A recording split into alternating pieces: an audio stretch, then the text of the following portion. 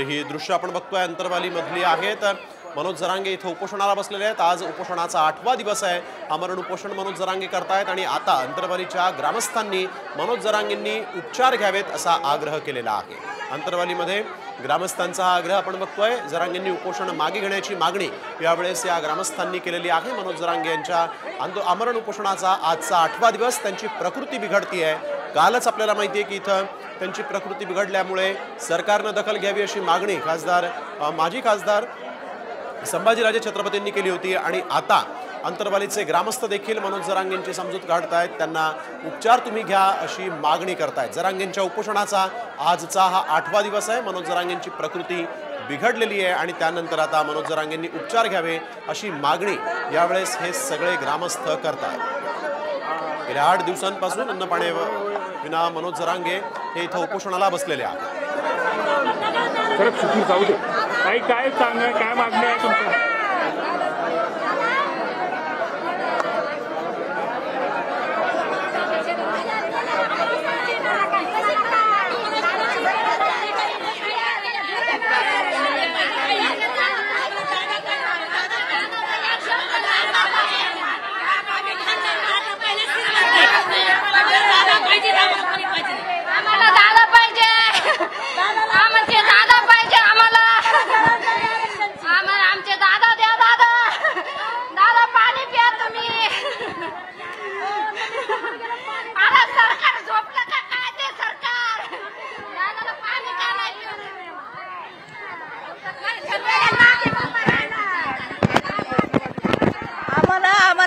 पाहिजे, आमचे दादा पाहिजे, आमचा योद्धा पाहिजे, आमचं मराठ्याचं मतदान जमतंय का? आमच्या मराठ्याला तुम्ही नादी लागू नका।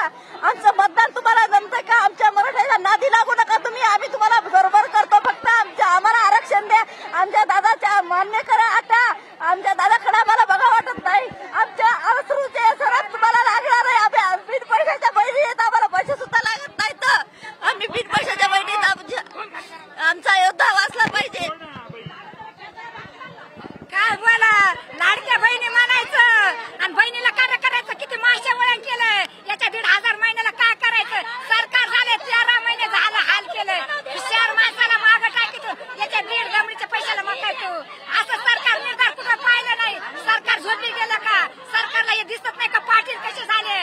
किती लोक परेशानी येत, किती लोकांचा आशीर्वाद घेतला। हे सरकार म्हणायच्या लायकीचं आहे का?